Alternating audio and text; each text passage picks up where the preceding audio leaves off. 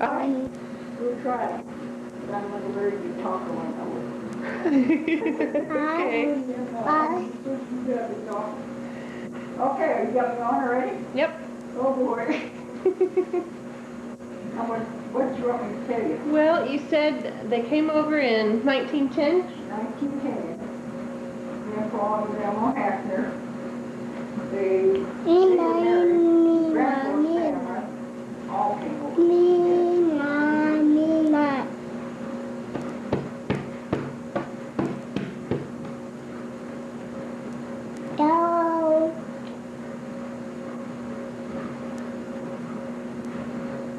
Three brothers and one, George,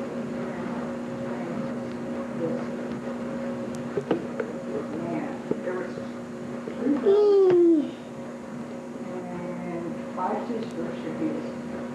And Grandpa and Grandma came over. Do you remember what their names were? Anna, Dorothy, Francis, Vera, Elizabeth,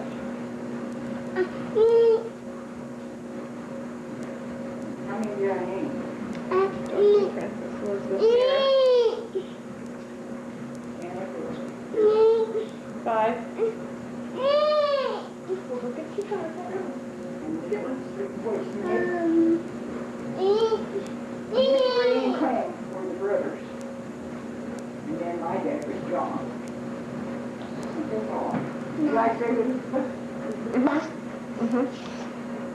And where was John in the, was he the oldest, youngest, in the middle? My dad was the oldest. He was the oldest. And how they went down the line. Elizabeth was the youngest of all, and then Uncle Nick was the youngest boy. Who was the youngest girl? Elizabeth? She died when she was about 4. Now, did she have some special? I don't know what I asked my sister not to. But I think she thought, I thought she died that. She thought she was born that way.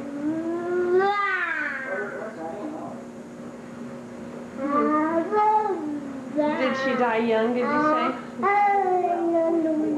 44? I probably got a heart.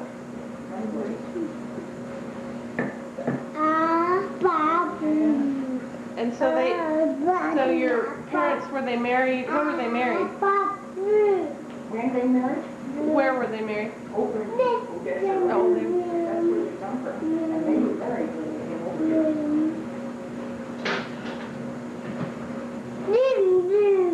And then, did they have children when they left? They had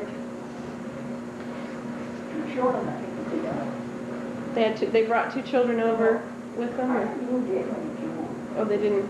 Because Adam, my brother, my oldest brother, was born over here. They had 2 children before that. They must both have 2 babies. I don't remember what the deal was there for sure. But anyhow, I know they had 2 children. They didn't bring them over here, so they definitely died, you know.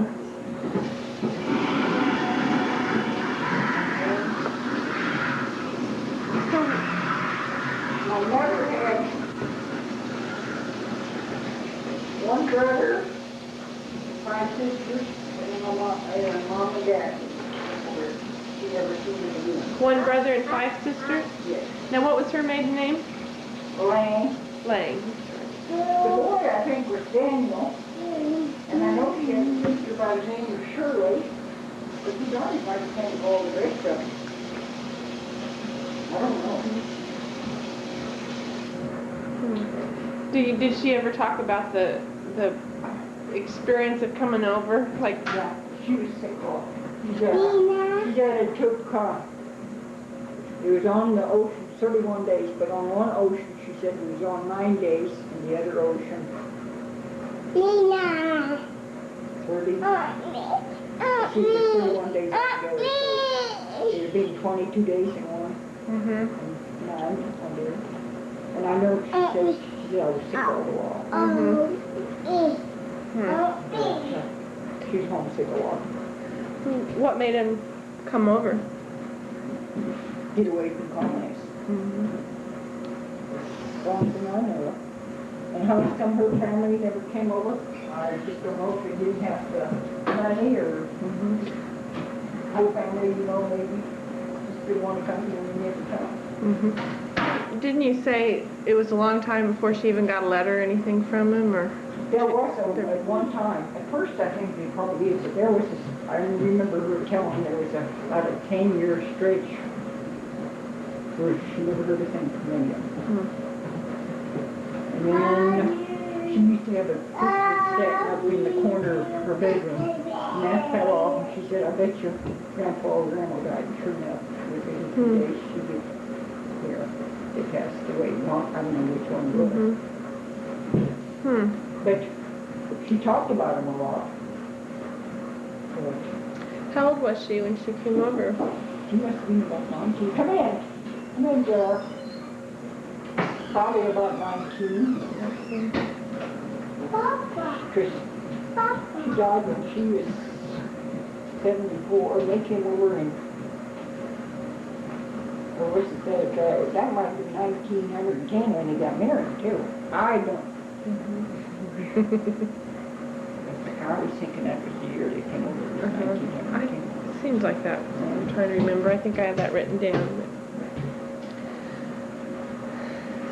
And I don't even know how many her brothers and sisters had families too. Did they speak German at home all the time? All the time. My mother always talked. But my dad did speak English at our house. But my mom really knew her, but she really seldom talked English. But she'd read the hockey and she'd read it to my dad. And he, you know, he could understand. He could understand English.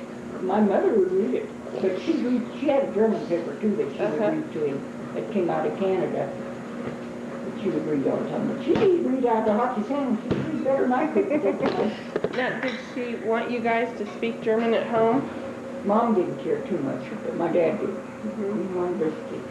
Because my youngest brother, he'd always answer my dad in English.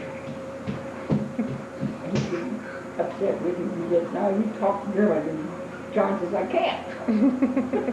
Did your older brothers and sisters talk more German than the younger ones that didn't? My oldest brother, when he started school, I don't think he spoke English.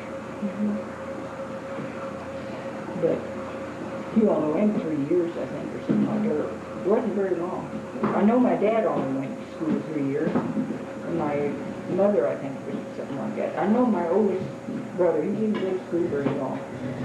I don't think he even got a 6th grade. They just stayed home, you know, helped at home. How about the rest of your brothers and sisters? No, I think they probably had a school. But I couldn't tell you for sure. Now, our younger ones all went at least 8 years. And then I had one brother, Joe, that died. He went to high school and he went to college. 2 years for sure. I can't remember. Now, Betty, I'm sure that she's probably told you a lot more than I did. Tell me about your house, like where you lived and what that was like. On the farm? No, when you were growing up, yeah. A basement house. And I can remember when they built that basement house. But when Grandpa, their first house that they talked about, it was a soddy house. I didn't have a really in it. But I remember Mom saying that they had 3 children for sure when they lived in that soddy house. And when they moved, it was a 2-bedroom and then kind of like a front room kitchen. Where they found they had several children when they moved there. And then, but I remember I was just little part when they built that darn old basement. And that was, that just had one great big bedroom in, and the kitchen was like a big kitchen front room together, and then the other room where we had our separator and we washed in there. if you are a secretary or, you know, water in there and stuff.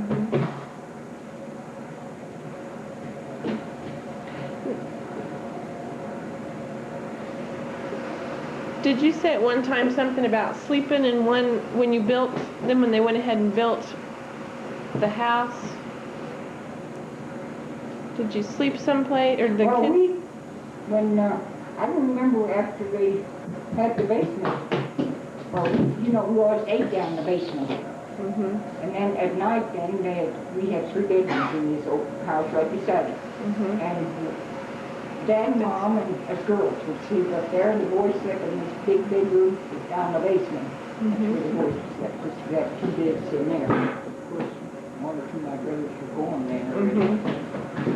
But I can remember. I were married, you know. Mm-hmm. But Dad would turn, I can remember my dad turning my brother John, me, be snowing, carry us out up the basement steps, out and over to the house. It was right there beside the basement. And he'd sit in there, and then there was a real bad snowstorm, why he would stand at a scoop shovel inside, so we'd get out in the morning. Because we had to get out to get to that basement to go milk our cows, you know. Do our chores. What were your chores? Milk cows, we had chickens, we had a few hogs, and then they had stock cows too. They would carry our milk from the barn to the basement, and separate the cream from the milk, and then we'd carry it back, the milk back out to the kids, feed them. And we had a few geese, because we had one gander that would pick me up when I was a little kid, right back here and pick me up here. Let's see, Grandpa, Grandma, J.R.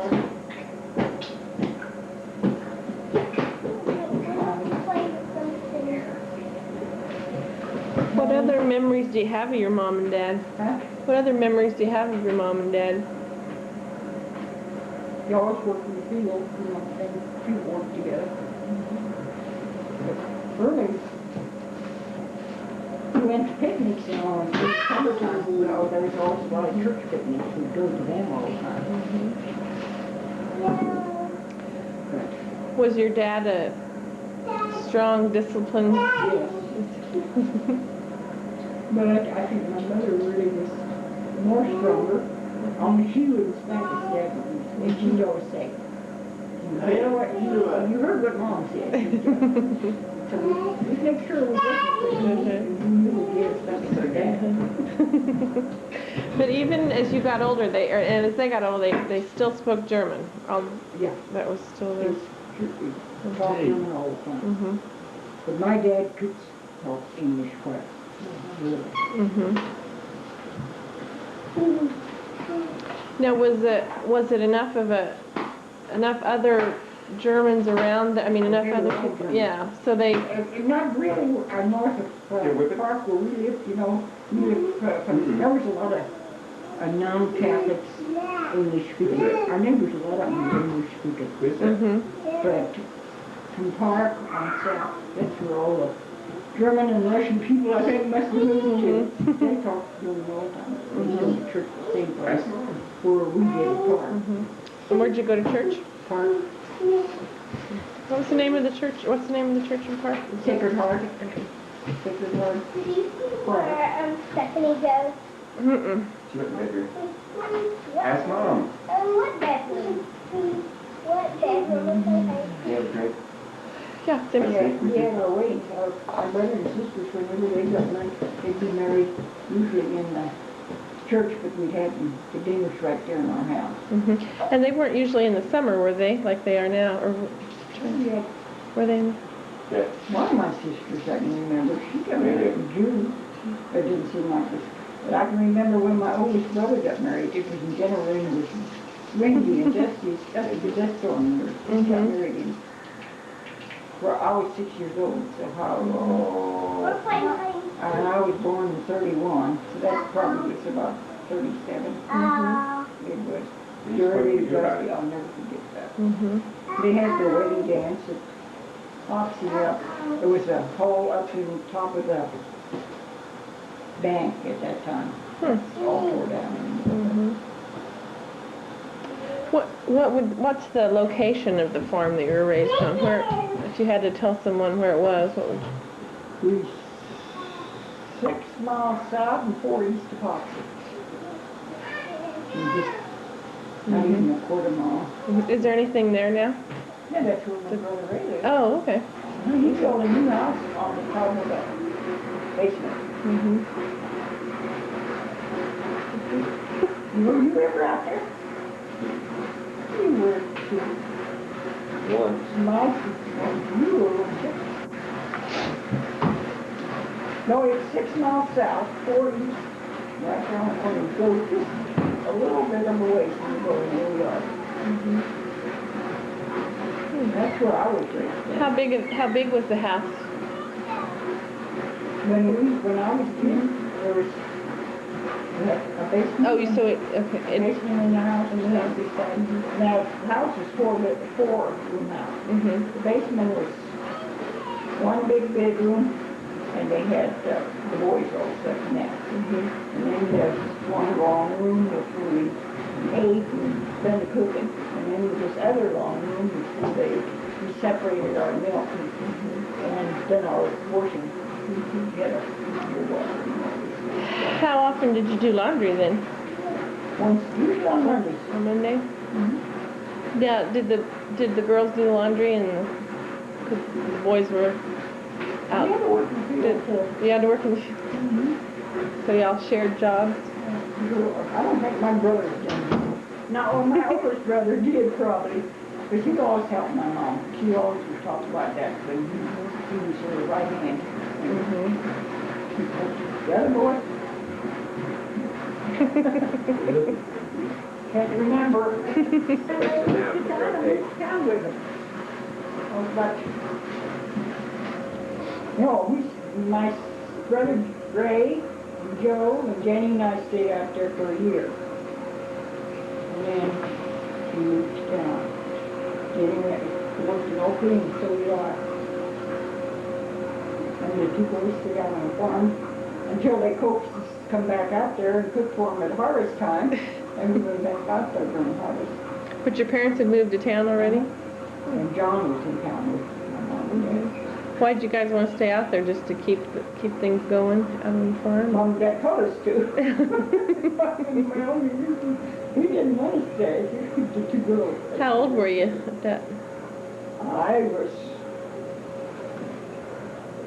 my brother was about 15 there, so I was probably about 16, and Jenny was probably about 18 at the time. Now, how long did you go to school? You went to school? 8. Most of my brothers and sisters went 8 years, but the way older ones, I don't know how long. I know they didn't go up very far. 5th, 6th grade maybe. And how'd you We all come? went to a country school about a mile away from us, south of us. How big was it? Were there? How many kids? Oh, I've seen the pictures. It was just a one-room schoolhouse, and then they had just like a hall. That's where you hang your coats, and you had where you washed your hands, and you stood your drinking water there.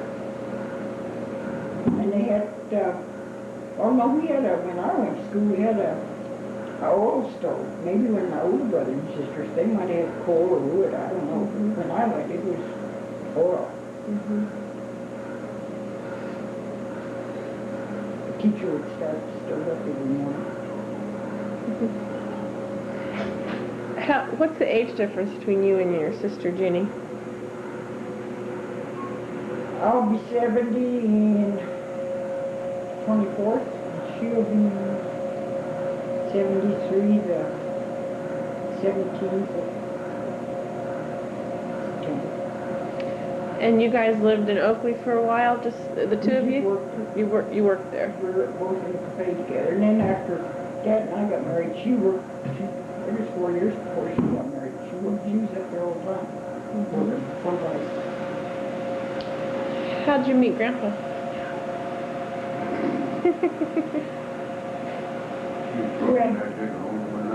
Oh. I got that on tape now. So. Well, Dad and Ray, they came home from service. And we went up to get Ray, and they come home on the train to Oakland. And we went up to get Ray and his folks, or his brothers maybe, didn't they? Three of those come up there and get you. That's the first time I ever seen him, I know. And then after that, they had a lot of wedding dances. I don't know. Did you like him right away or not? Did it take you a while? He dated one of my sisters first. Jay. You went out with Jay before you did with me. Don't you remember? No wonder you like us so well yesterday. How long did you know each other before you got married? At least a year. Probably a little over a year. I think we started dating in October, and we got married in November the next year. Dad, you ought to remember something. Do you remember when he asked you to marry him? Huh? Do you remember when he asked you to marry him? Yeah? Yeah, me. Oh, I did either.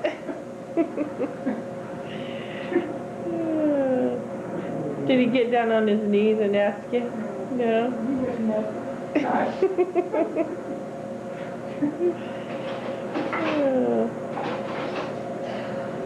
So what year were you guys married?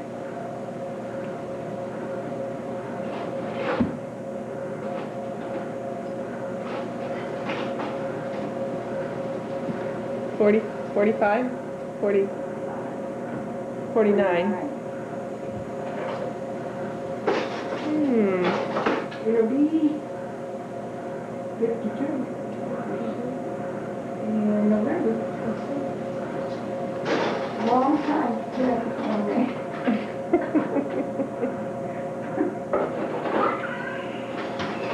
And then, Really, it doesn't seem like it's that long. and then, how old were you when JR was born? Oh, what I was? Must have been 19. Because we got married in November, and he was born in October. 27, 29, 27. So we was married about 31 school. And where was he born? Their arches were all born in Colby. St. Thomas Hospital. The hospital. What was it called? St. St. Thomas. Thomas Hospital? It was run by sisters at that time. But right when some of our kids were born, I don't know if they had sisters anymore. Our last kids were born, I don't think they had sisters up there. Yeah, because remember you couldn't name, remember the story about Vicky's name? Couldn't come up with a name for Vicky, so the... Yeah, but I don't know if there was none that I told that. Oh. I don't think there was none that I told that. Might have been. But I know they asked me, and what, it could have been, Lindsay. what name was her? Victoria. I said, well, I'd say enough. So what do you remember about JR being born? I can remember we went to the hospital, got to the hospital probably about 8 o'clock in the morning. And the doctor made his rounds about 9, you know. And I said, you don't need to call the doctor. Whatever it's going to be, it's going to be born just real fast. So anyhow, when he made his rounds, so he checked me. And he said, you'll be born sometime today. No matter. And then at 5 o'clock.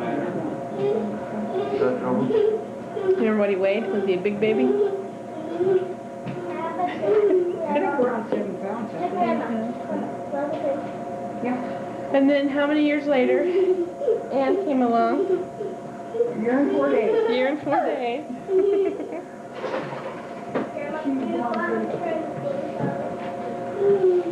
You might want to fill that out. And she was born in the same hospital. Yeah, they're all born in Any? St. Thomas Hospital, all of them. Anything in particular that stands out about her being born?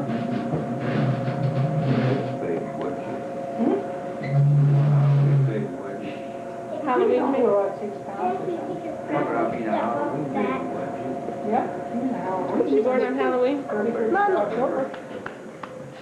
So, your birthday, He JR's was born today, I 27th. figured, but JR, we figured him as November the 1st, and then he was born on, because I doctored at Hoxie with Percival, and he told me he'd send my doctor Jensen at Colby cards, and I'll let him know that I'd be coming up there. Well, I was up there before the card got there. But everything went okay. He was a bridge baby. Bridge, what do you call it? You know what that is? Bottom first, Can you see your first? sunny side up, something like that. So he's on the school bus.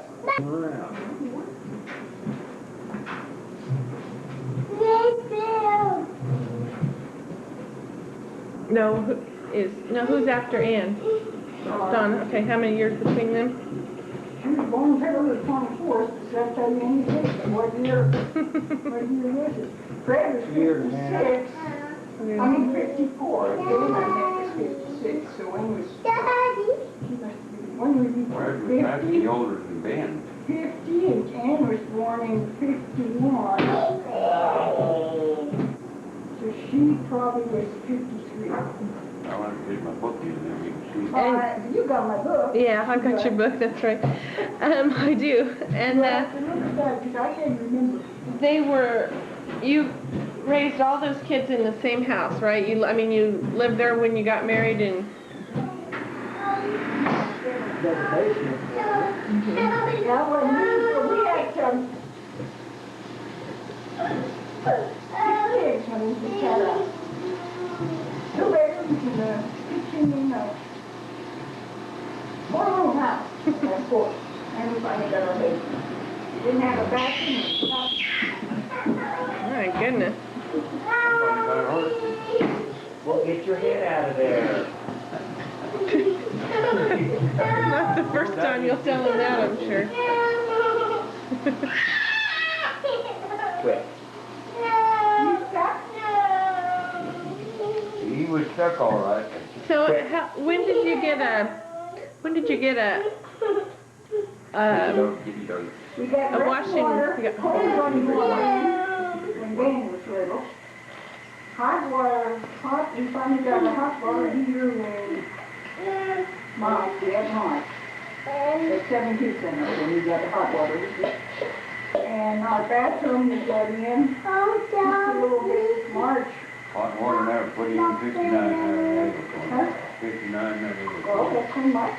Yeah, March. That's when you moved the basement over. The house on the basement. You want to drink? Dug it right beside, Did you want to basement beside the house, moved it over. But, our bathroom, we never got in until about 60 or 61. No, it was put in the same time you put your basement in. It was a while. Maybe a month, 2 afterwards. I worked on it that winter. Yeah, but Because it was we put were, in that very time when they moved it over.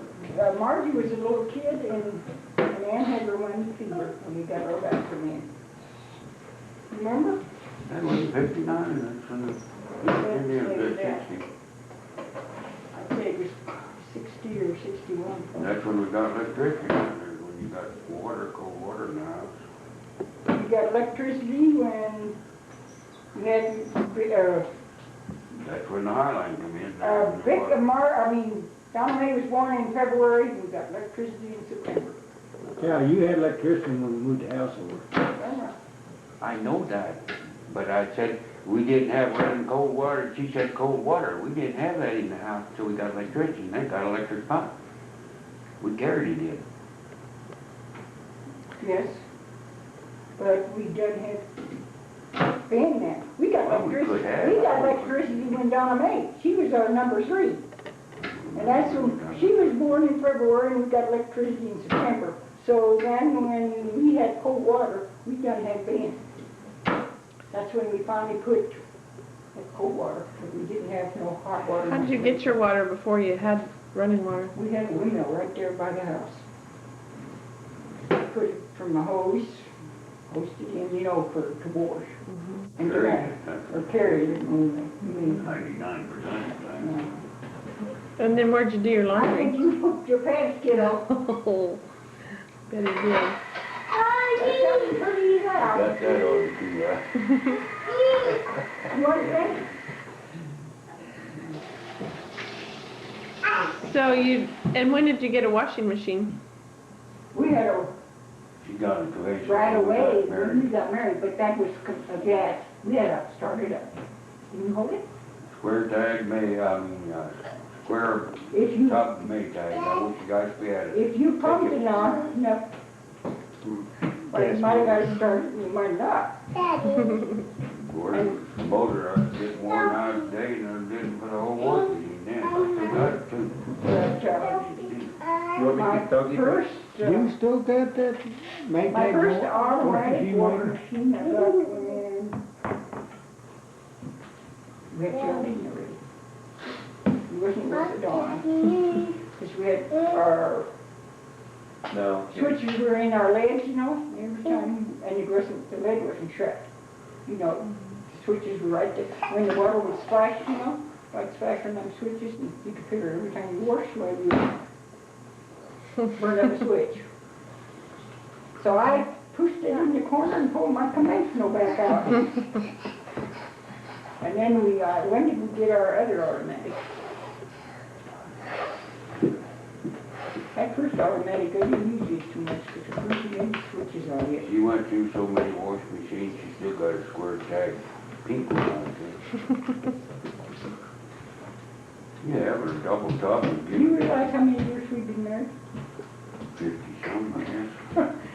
Our first washing machine was that old gas one. We had. And then the next one was, we probably used that 32 light band on it. And then when we finally got electricity, Anybody that ever motor on it. and then I finally got one washing machine from my mom and dad. That was a round one. I got that round one down there yet, Teddy Walkendorf would give me. She ain't go round and squared up. Oh, well, that's, but the one I got from mom and dad, there was no round one. We had a round one, didn't we? We had a round one sometime. Unless there's another comfort that didn't last very long. Probably did a fair share of laundry and got some. It's the one thing that was hard on laundry, was when Junior, Mark, and Ben worked in your big John, you brought that muddy clothes and greasy clothes, and that was hard on washing machine. But washed lots of No. It's Ronnie was going to Hayes to school. Mickey was going to Garden City. Ron said, after he was down there, he said, you don't have to wash my clothes no more, when he went down. Wasn't about 2 weeks, he brought a pile of clothes home. And I said, what's this all about? He said, it's like chicken. He said, it cost me $2 a week. Oh my goodness, Ron. And so he'd bring them, about every 2 weeks home, he'd bring collar clothes. Vicky would come, I'd wash them on Saturday. From early morning till late at night, about 6 o'clock at night to 12. Finally got all those clothes washed. Because I think they looked at their clothes sometimes and threw them down in the bottom. The war. But oh, they had a problem. Because it was usually 2 weeks before they'd come home. But it did cost him $2 a week.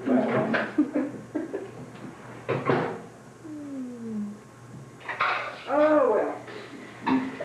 That was at the time I could still do it. Now, if he'd bring me a pile of clothes home like that, I'd tell him to take them back home. What was Christmas like at your house? Really, it was simple. Simple as ABC, there wasn't much. Until Ann and Donna went out to Denver. When they come home, they bring more stuff home than everything. Like candy and cookies and things that they made, and then they bring all the kids' presents. You know, presents like till you turn them girls 12. What was Christmas like when you were a little girl? I didn't remember getting a rocking chair and a doll. And Santa Claus coming looking in the window. Now, I don't know who our Santa Claus was. But that was when we was down in the basement. And here Santa Claus looked in that basement window and held up a dolly and a rocking chair. And I thought, oh my God, I crawled under the table. That's the only time I remember Christmas that year.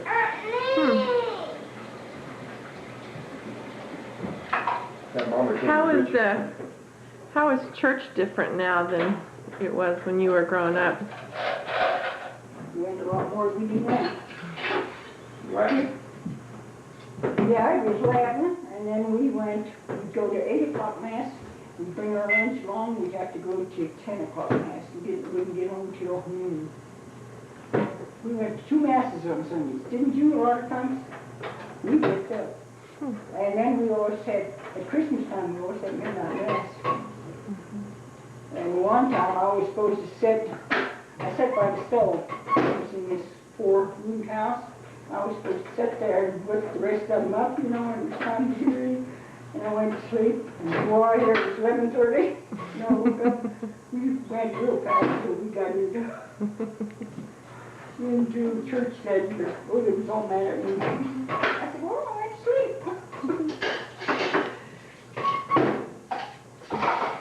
But no, we had midnight mass, and then we wouldn't get home until 1, 2 o'clock in the morning. I'm glad we don't do that anymore. Well, masses were longer then also. I mean, would you say they were longer? I thought Sure does. a lot more than they are nowadays. Anyhow, of course, we might get weaned when we don't have Father Hoover. About 45 minutes, he's done. And there's some that's got older priests, they say, 6 hour and 15 minutes a lot of times.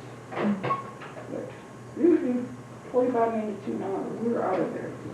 And it was all in Latin, right? Mm-hmm. You know, little. Goes there. And then during the week now, Father Hoover, So, it starts, well, he usually starts early, it's supposed to start at 8, we're out in 15 minutes. Weekday masses, we don't do you need that. mama I was came. always supposed to have the rest at least 15 minutes, I don't know what that has to do. Shake up, Sissy.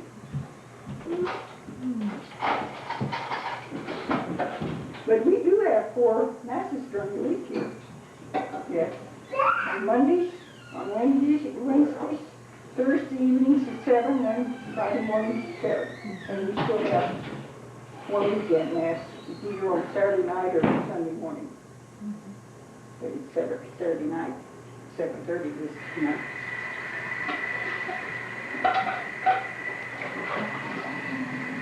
What's the scariest thing that your kids have ever put you through? Would you say, I think you told me once maybe it was Mike getting his arm. Mm-hmm. That's probably the closest we was ever to losing one of our kids that I can remember. And how old was he? He was in 3rd grade, I think, wasn't he? This word taught. Wouldn't You been know, I Fred, he's been dead. That's that close. I'm not joking. Well, he Fred saved his life. Fred and him were out putting grain into the hoe feeder, and I don't know who come running up to the house, said, get the car out, we have to call him that old shed, didn't you? But you had that old station wagon, you sure did. It was, the car was in the Just in shed. that old shed, and Dad got it out. And I don't know how he went out and got in, that's about all. And when I got up there, I thought, gee, I didn't even tell Anna-Marie what she was supposed to feed that baby. Ronnie was the baby, wasn't he? Sure was. He was 12 days old when that happened almost. He was born on the 10th, and this happened the 22nd of November, about a day or 2 before Thanksgiving. He's got the PTO shaft up, Tractor, and he's gonna hold, Oh, didn't have a shield on this. he's gonna hold his shield. Took PTO out, stopped it, hold his head so it wouldn't bleed so bad. Cause that was the problem, right? He bled, I He mean, almost bled to death. Yeah, they couldn't get his pulse or nothing when he got him up there. He was bleeding in the car and they didn't realize it. I didn't realize that was, I was holding back there, but I don't think I was holding at the right place because he had lost a lot of blood. But the best thing I can remember about that deal was when they had him in the bed, he had a blood, they was giving him blood in one arm and feeding him in the other arm. And I was sitting beside his bed and finally, once he looked up and he said, "Mom, what's that they're putting in my arm?" And I was so bad. I said, "One's blood and one's feeding you." He said, "Oh, it makes me feel so good." how long was he in the hospital then? I know Dad took him, he was the one that took him to Hayes to have meat grafted on, because his bone from his arm was sticking out. And he had the main artery cut back here. That's the one he broke back, bled to death, back of his neck. His main artery was I didn't know he cut had. Head wasn't on. The wrist, back Back of his back head, here yeah, someplace. close between the neck and the head, something like that. And, no, they couldn't, when the doctor checked him, he couldn't get his pulse or nothing anymore. Yeah, I believe today he'd be dead with Mr. Fred, where he fell back. Well, Fred was the one that was right out there with him. Yes, Fred's the one that kept him from bleeding till we got him in the car too. And I think Fred's the one that really realized how bad he was hurt. Nobody else realized he's hurt that bad. Sure, everything went so fast.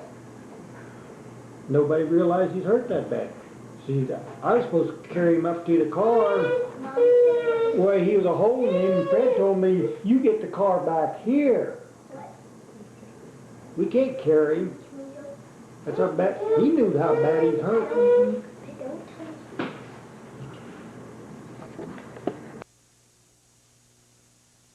I think about bringing it out to him and laying it here. I just called him and find out.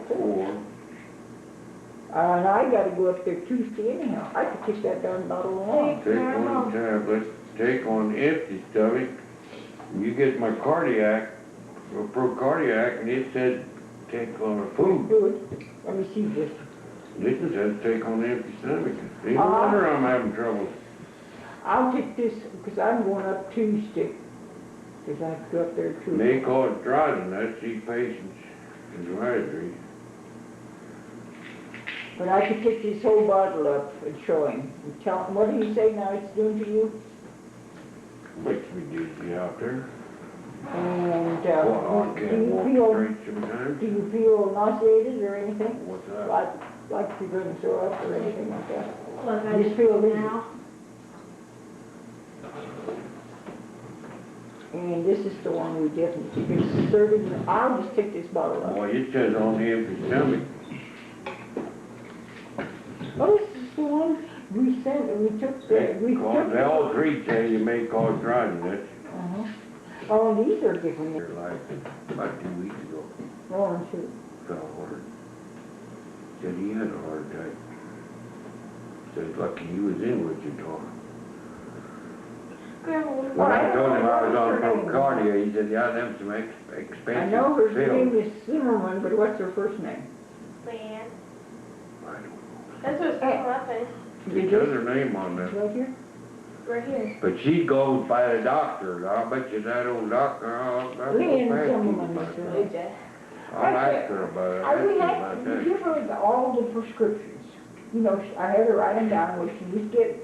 And I give her your cardigan number and say this bill out. And I asked him if I take all three at one time, but he helps it. you mean for your arthritis and your Parkinson's, it's all three at one shot. That don't make any difference. Grandma, where's my picture Oh, I got a lot to remember though. Did you say you have a doctor named Dr. Drainwater? The rainwater? Rainwater? Yeah, he's a Heart specialist. He's not a dentist. No, I don't. First time Dad went out there, he hated him. But he went and, Grandma, what did he do? He put I'll something. take some of those. Thank you, I don't.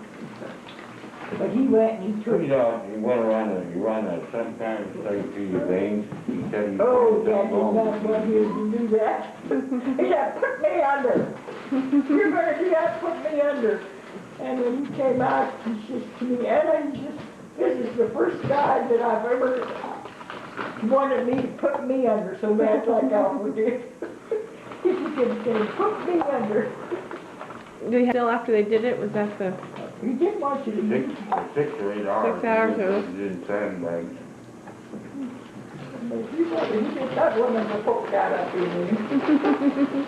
I didn't care as long as I don't feel it. You got it in here. Well, what do you think they done to me the time they took that to my hyperhernia? They stuck it down into my Pick that up off. throat, down into my stomach, you know? Mm-hmm. I said, oh gosh, what's this? Your parents came from Illinois? My dad did. Your dad did? My mother was born in Nebraska, but she lived homesteaded out here. How'd they meet? How did your parents meet? Well, my dad come out to work in Arbor. That's how they met. One of his brothers worked for Tony Feld up there at the park. When Dad come here on the entrance, I'm gonna leave. stayed with Fowler. Good night. Good night, God bless everybody. Oh, I know.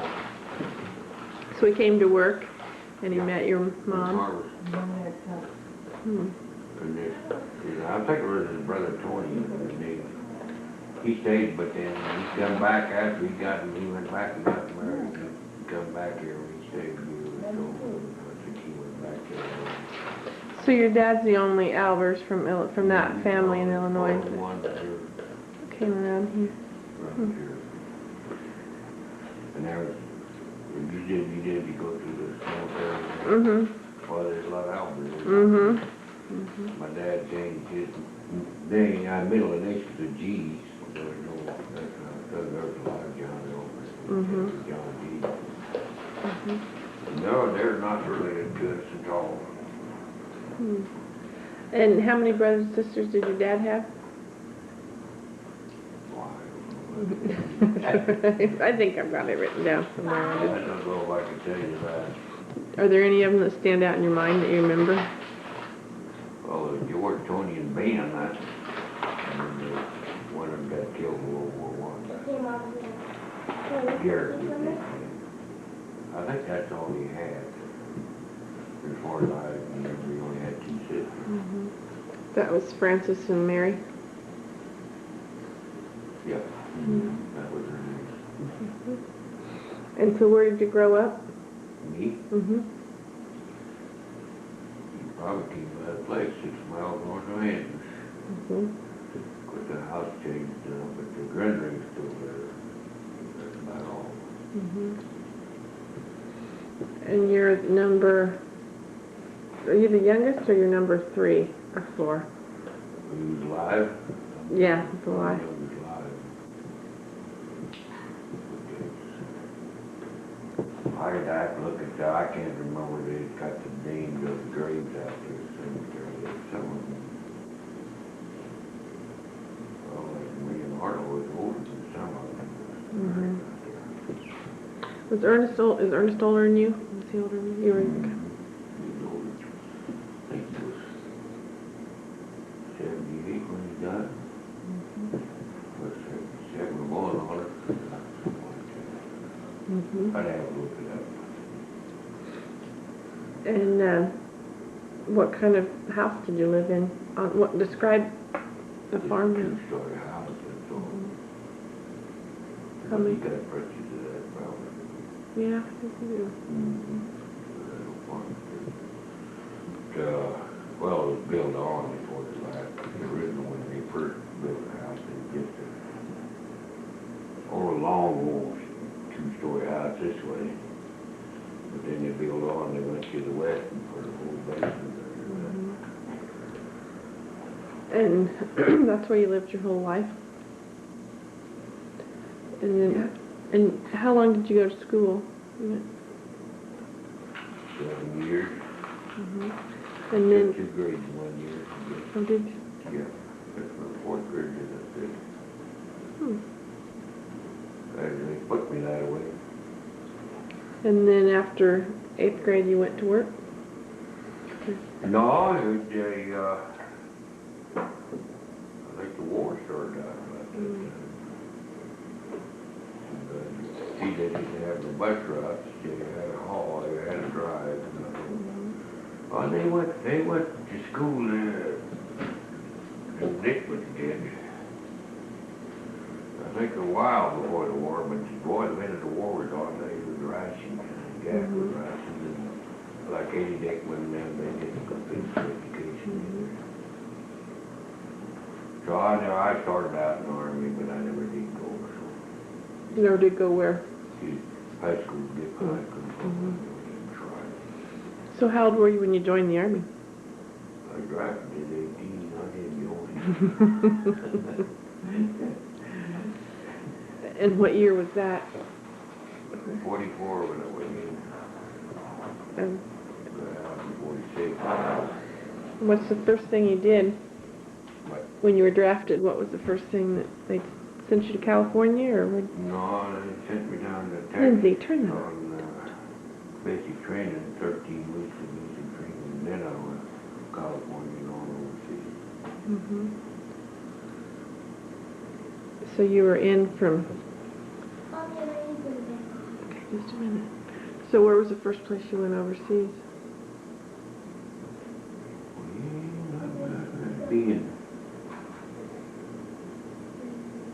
That'd be the last part of 44, I'd say, or 45 for sure. And where'd you go? Well, we went with one ship clean down to to Australia, and then we had a convoy, and then we kind of Dutch East Indies. Well, I never got off the ship at Australia. Then we left off. Joined the 32nd Division in Dutch East Indies. From there we went on to Japan. I can't tell you all that. I know we did land on Luzon there too, on the Philippines land. That's one place, 32nd land. Living in Gulf, they call it. But we took a lot of islands between there before we hit that coast. So but they wouldn't let you, you didn't get off the boat? Not in Australia. No, they absolutely. What was your division? I joined the 32nd Division. Okay. And then,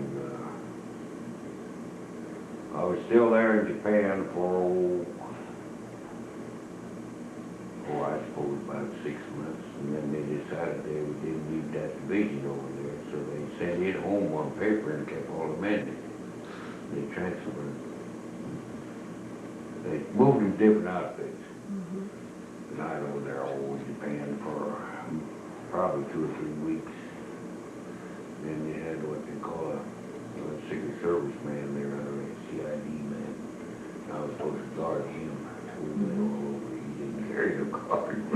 And then after they took our division home, then they sent me to the 24th Infantry Division, and I wasn't there, I don't know.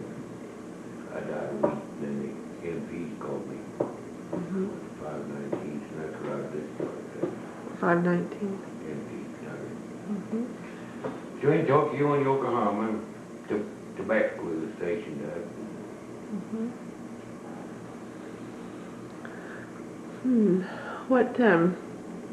What about your being on the boats going over there? What do you remember about that? Long ride, 30-some days. I left Frisco at night. And they said, I don't know, it was far enough along, we didn't see no land, but they said we went clean down along South America. Then straight over to Australia, I don't know. So we just woke up one morning, there's about 7 or 8 boats around us. Next day there was more yet. But then we went over there all by ourselves. There was no destroyers, no nothing. Of course, they'd go away this way and then curve that way, maybe this way, and zigzag around. That took so long for a torpedo to, when you fire a torpedo, they'd have to come up and do that, just by changing them. They said they'd miss a lot of things anyway. You can lay on the sofa. You can sit here quietly. No, I couldn't tell you. I know it was 31 or 32 days we were on that boat. How long? When I got over there and that night, I couldn't tell you. Every day she was saying to me, just a day. What was it like on the, I mean, what was it like on the boat? Were the conditions? There were 5,000 men on there. Were you scared? Was when they'd have an alert. Scary. And what exactly would that mean when they'd have an alert? They said there was a Jap submarine was spotted.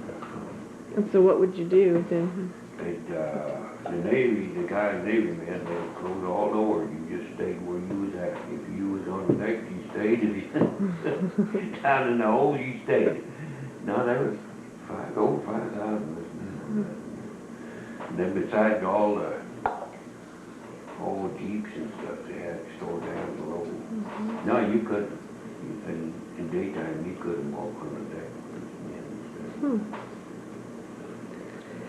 Hot? Oh, it was hot across the equator. And then after Australia, you went from island to island, is that? After Dutch East India.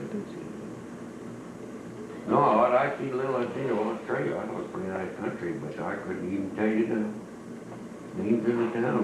We stayed there. Whole in stayed overnight, and then the next morning they moved again. But I couldn't even tell you the names. That same way was there was some straits far west of the Philippines. I don't know where it is at, and I never can find it. It's just between the two strips of islands on each side that the water was deep enough that the ships could go through. There's no Japs sit up here on these hills. And they wouldn't torpedo or even try a battleship or a cruiser destroyer. It'd be all these liberty ships like the troop ships. That's why they sank a lot of them there. And they couldn't find it, though. They just couldn't. But the Air Corps and the Navy did a good job. I have to admit that. So then what'd you do on the island? I'm the infantry man, hunt for the Japs. He sent me a rifle, my pack, and away I went. Did you go alone or in small groups, or how did you travel? Well, usually about 12 in squads. There was 4 squads in a platoon. 5 platoons in a company.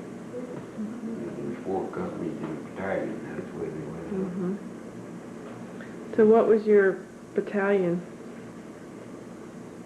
Well, it was E Company, 126 Infantry Division. E Company. Well, that 126 was a regiment. Well, that's all we took when we were received, because they had E Company 126. And the next one was 127, and the next one was 128. Of that division. And they were scattered out. And how long were you on the island? Not very long after they was free, we took over that anymore. Was that scary? What's that? Chasing the Japanese? Oh, big life. Especially there, you dig your foxhole, and boy, you better not get out at night, because you see old men, and they wouldn't. For an M1 rifle would leave out a little fire out there in the barrel. That's what they wanted. Boy, they were so good on their knee mortars that they could blow you right out of the foxhole. They crawled that night. You could hear them. If they crawled away from you, you can go. They don't fire unless you had to. Yeah, they had what they called their bad eye attack. Oh, they'd come and just holler to be thunder, the way they come up, bodies didn't need up, and then they just run out of supplies and that's all. No, they were, once in a while you'd see them, one would stand up, but they commit suicide before they let you take a prisoner. Right. Yeah, they blow themselves up with a grenade. How much death and destruction did you see? I mean, was it an everyday thing, or was it? It was every day that way, and after so long, they take you back, what they call a rest camp. You'd stay there for a couple of days and sleep. When we there was all hills, and when we take a hill, we dig in, go around the top of the hill, way on top. Then we tie each other about every 4 or 5 foot. The next guy we'd take a string and tie each other, so if we could sleep too hard, why, he'd have to guard, and then when he'd wake up as it was quiet, then he'd pull that rope and wake us, and then we had a guard, and I'd have to guard. Well, yeah, you didn't get much sleep.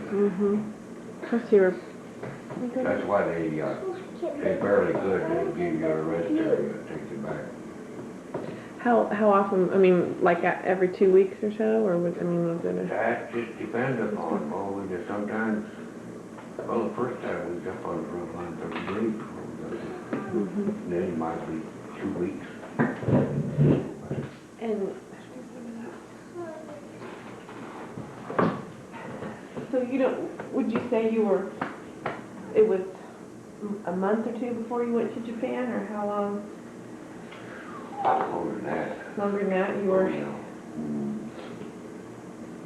Like I say, Japan surrendered by the last quarter of 45, didn't it? Yeah.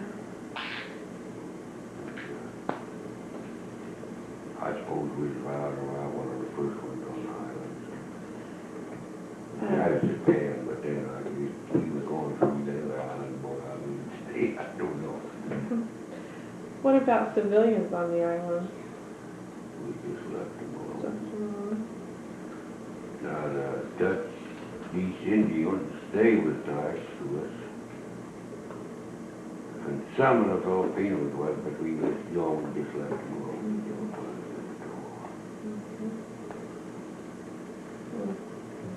They didn't, ones that I've been a little bit familiar with, well, they didn't make like the Japanese either. They just didn't work that right, the people over there. And I think the Japanese made it work, and it just didn't work. Do you remember any of the names of the islands you were on? Oh, I couldn't tell you. You probably did move around a lot. Well, when we took an depending upon how big it was, like Luzon was pretty good size in the Philippines. It took a while there. In fact, I'd say there were still jams up in them mountains when we left.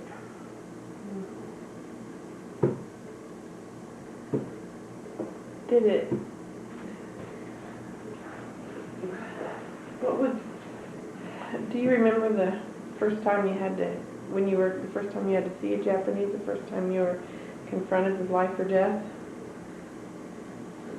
It was about the second time I was first scout.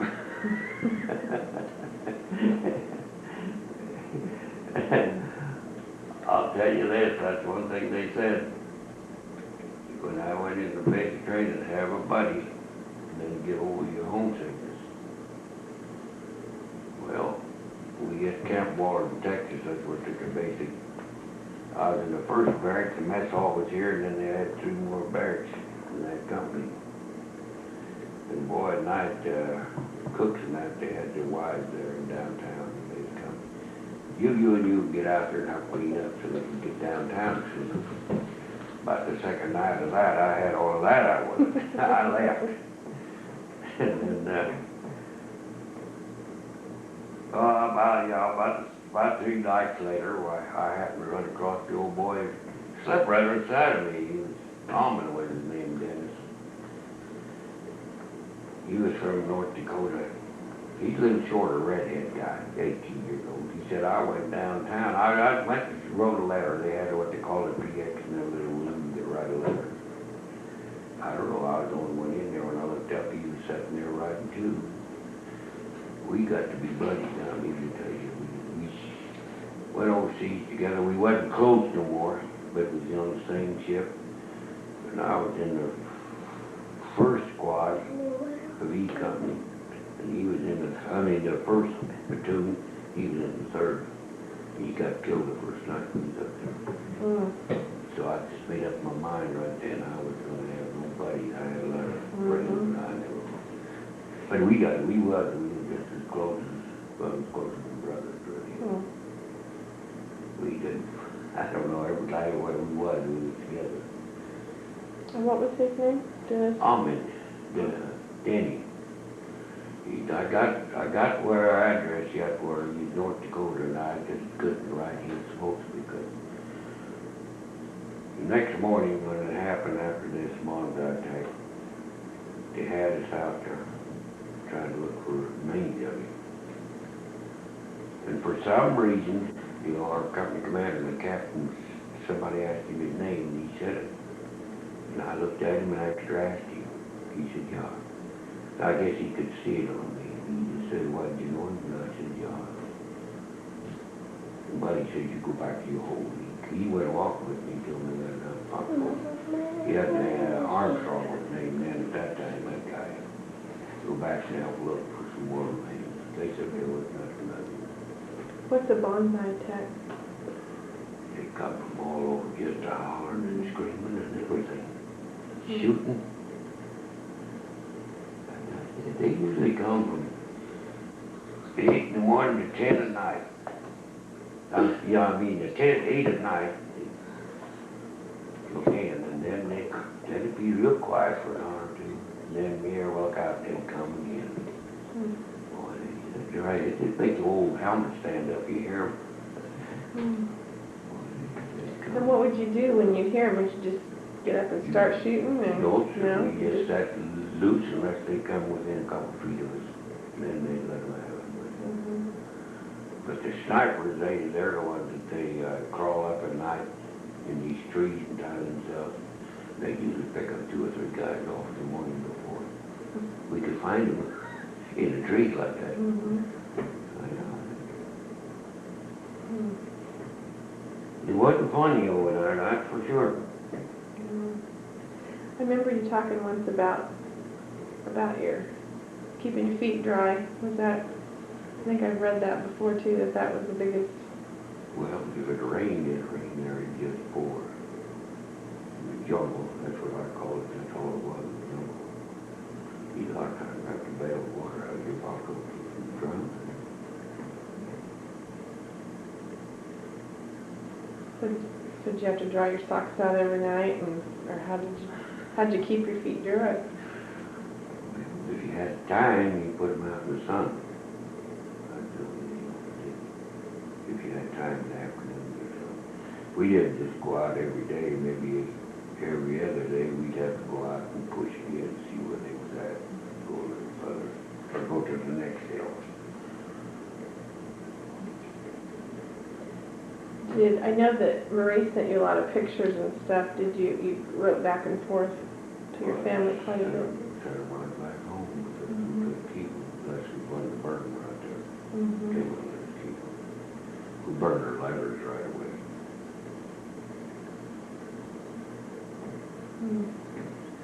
And then you went to Japan, and you were security for a guy. Yeah, I think they called him a CID at that man. Our first mission, I never will forget. Well, after I got halfway going, and he wasn't too old a man.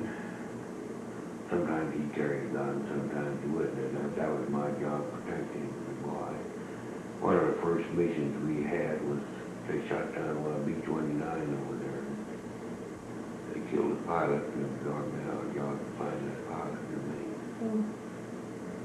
Well, we just went all over. I was all over the island in Japan. It wasn't easy. It was not. got hungry and around noon, it didn't make any difference where we went, he had the right to go in and they fed us.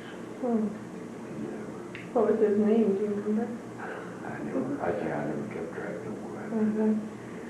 If we had a rice camp, we'd have a little book or something, and then they'd sign, some guys would sign their names, and so I never did really ask anybody to sign a name, I was asking because, no, I mean, I probably got his name, maybe he signed it in the book, but he was, just like the FBI, he would tell nothing, and I wouldn't tell nothing either, he would tell me which way to do. But we did, I'll have to admit, we did find an old man that knows a little something about it.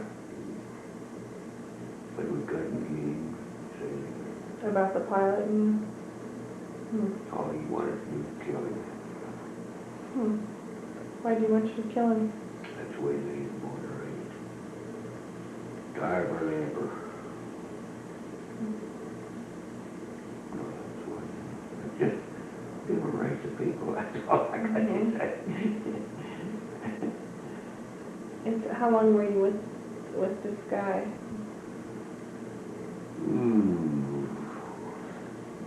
Well, I say after when Japan surrendered, we was on the ships because we was thinking about we'd have to help them on follow Ma. Yeah, they lost so many. Boy, we was right there. They figured we'd have to land on there, but we didn't. When they did surrender, we went right on to Japan. And I was there I'd say a couple weeks before I got this job. And I suppose it was a good 3 months before they decided they didn't need division over there anymore. They moved us. So I really don't know how long I was in that peace. So what did you do when you were an MP? What was your job? Keep peace. About like here. Did you find that who were you dealing with mostly? Was it, Japanese? Oh, once in a while you get trouble with Japanese, but most of it was between American, white, and colored. Go to a beer joint and how they get, and that was our biggest headaches. A lot of nights they call out tanks and infantrymen. That was on guard duty. But you had to feel safer at least than when you were, or did you? I didn't for a long time, but I did towards the last. I say I kind of enjoyed it towards the last. Being MP, because, well, I got to know what I had to do and what I shouldn't do, and everything. I don't. I never will forget when I was just through me. I think it was a station where we had a guard on kind of had it, but I don't really remember something with blacks there, and they come in pretty late at night after curfew. We'd have to call them in. And there's a lieutenant come there, he's black. No boy with me, that's about the first temptation. I drawed that guy. He said, boy, be on your toes, because he said, we're going to get her. If you can court martial us, she will. Come there, he just put us there. Well, we had to go to attention. We just sat there and attention. And pretty soon he reached in his, after about 5 minutes or so, he reached in his pocket and got a cigarette. Boy, that with me, he says, Lieutenant, you're out of duty. He says, you're under arrest. Boy, you want to know who could arrest him. He said, you're out of your uniform. We took him in. Never heard no more about it. I wondered about him.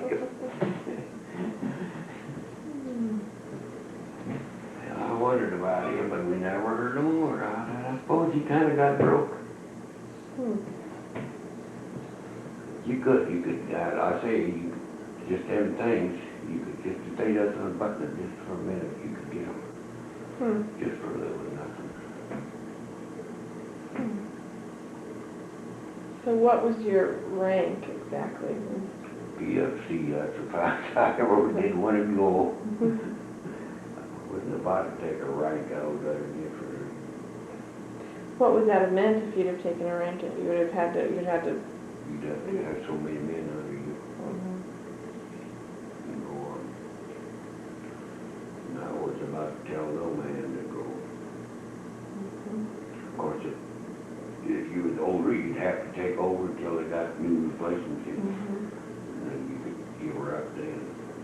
What kind of weapons did you have? What kind of weapons did you have? Just an M1 rifle was all I had. Then you had a BAR. I helped with that. I was kind of assistant with that. But that's all we carried. The officers usually carried a carbine or a pistol. We had one time they called back for a flamethrower. I know I was deal on that. I didn't fire it, but then I wired it up for a little boy. What's a flamethrower? You could throw a flame out for about 25 feet. Hot flame, boy, it burned. You had to get up close range. They was good in close range. Was it hard to talk about killing Japanese when you came back? Not really. I just want to forget it. People wouldn't believe what you went through. That's what well, forget about Claire Zimmerman wanted me to write a book on her. And I said, boy, that was the last thing I'd do because they wouldn't believe it or they'd say I was beating up for his life. So I just think with it. Did it take you a while to even talk about it when you came home? Oh, I dream about some of the things today yet. We've given that. If they're to stay. So, you came home after, I mean, you were, the MP was your last, Yeah, that's what I got to do. and when was that? When did you get discharged? I'd have to look on my discharge, I couldn't tell you. Seemed to me, well, I know I had to come home and then, they give you 30 days furlough every year. And I had to take my furlough before they discharged me. But they sent me home. I think I got me home in November and I couldn't even vote yet. How'd that make you feel when you couldn't vote? I mean... Boy, one time there was 5 of us guys, I don't know, I said it was a congressman, I never seen him. He said he's 18-year-old or too young to be up there, pull them off the front of the line. Well, our company had 5 of us, that voters. I don't know, he's back about 8 miles or so. Had to guard a bridge along the main road. Which one of us went down and draw her? Yeah, well, we was up pretty high. And he just sat there and kind of watched. And we just dug a little tree spot that way in case the artillery. We thought we was safe. Then we take our ponchos. 2 of us would sleep in that trench together. And so it was raining. We had a ditch. All we had her made it. That was the first afternoon. That was very far off. There's a Jap tank there. And one of the guys went down there all by himself and he killed some Jap in that tank. He died. He just laying there. Scared to surrender, I guess, or something. And this next night, the guy on duty, an old Jap come, he had a saber. You don't know what a saber is? Big, long... You know, he come along there and just cutting the top on top of us. He come that much lower, he's got us. And that old guy down there, on guard, he said, I'd never seen it, but when he said he got to turn them ponchos up from tents, he said, I know it was time to do something. He said he let him have it. Then the next day, the old captain said, if you guys are killing Jack, just get back up here, because that's where he needs bed. So what would you do after you killed him? Would you just left him? I mean, did you haul him? Yeah, no. If you was going to stay there overnight, you had to marry him, but else somebody somebody else took care of that. Americans?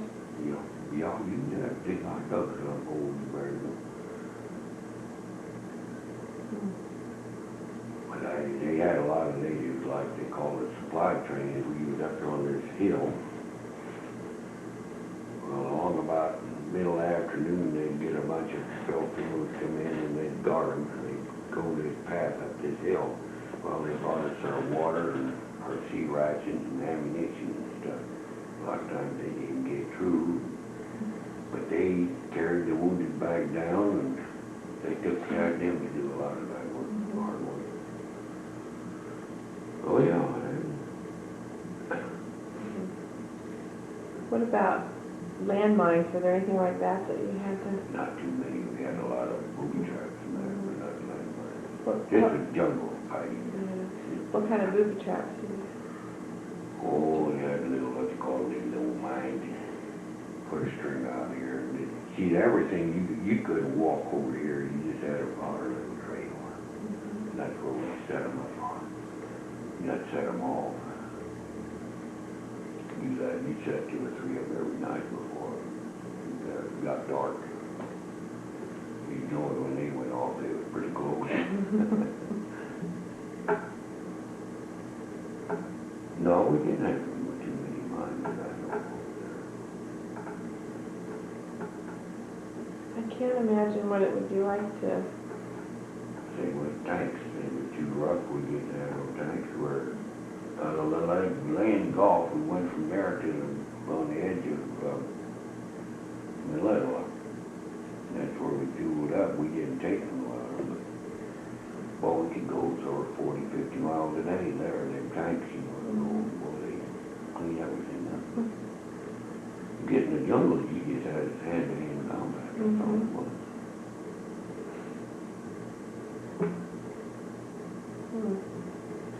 Did you feel prepared for that? I mean, I guess there's no way to prepare somebody for that, is there? Well, yeah, I know of it.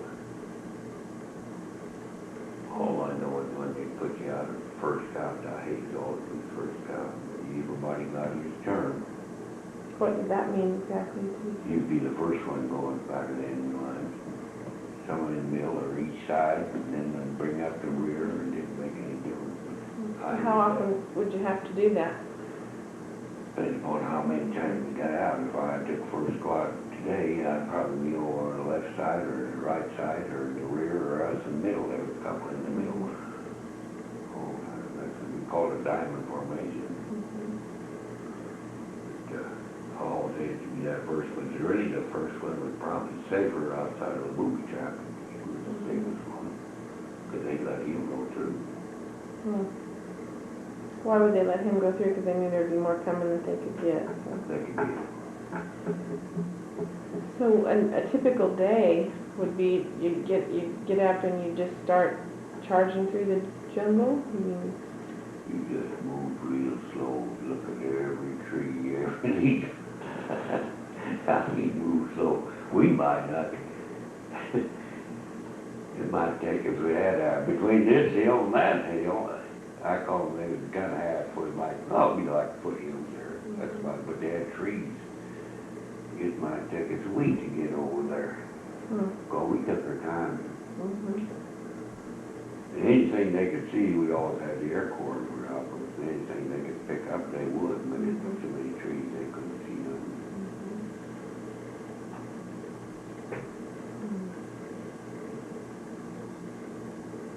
any stories that really stick with you, that you, something that really stands out as? I'll let you get to talking about it, and then it kind of reminds me of something.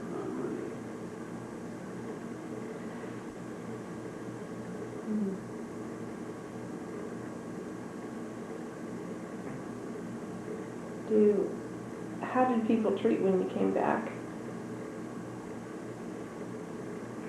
I don't know. I just thought about a raw deal. Why do you say that? 'Cause just from having to do it. You see that, how crooked that wrist is? Yeah. That was broken there. They told me when I got discharged, they wouldn't, well, when I got hurt.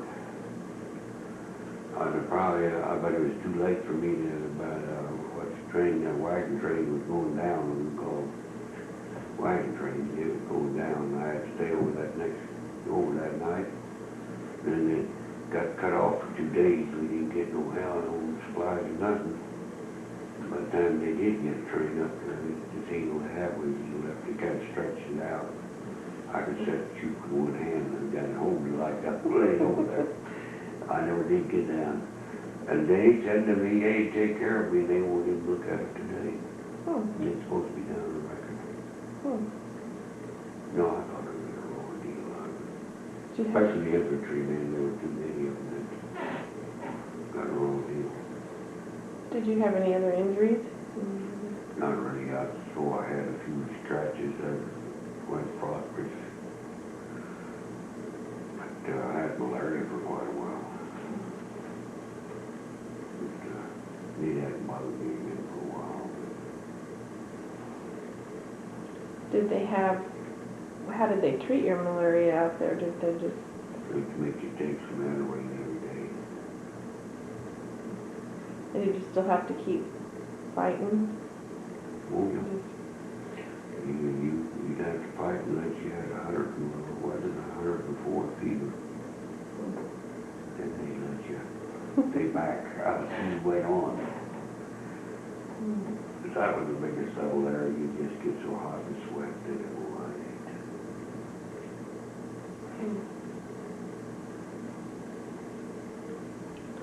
So after, how long was it after you came back that you got married?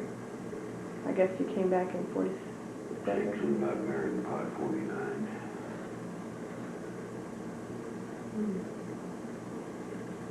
Yeah, I don't know. I just didn't know what I wanted. Most times it turned that way. What did you do when you came back? Did you just stay at home and farm? And Just help with that and my brother's farm, that's all more or less.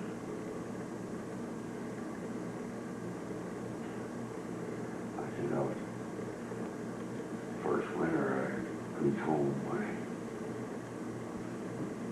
or maybe the second winter, they took me, her brother took me in to sign that for unemployment. So I did, when I was talking with him, he come in here. I told him all I know what to do was farm. You have to get your farm. He said, I'm afraid, he said, you're going to get your unemployment check. He said, I don't think I can find you a farm. Everything went right until he asked for my discharge, and boy, it made me see now I discharged the military policeman. He said, you never get the money. why is that?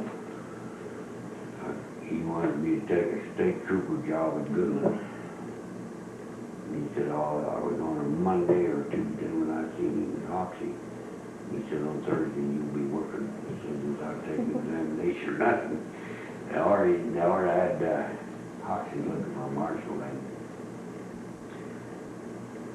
How And come I you, picked up that job too. He said, you ought to have to take one of them jobs. He said, how come you didn't want one of those? You, oh, I didn't want no more shooting. yeah. No, I didn't want no more part of it. No, he advised me to take a high patrol job. He said, at least you would know your local people. He said, you probably live a good one. No, I didn't want it. So I never did go back and sign up for unemployment either.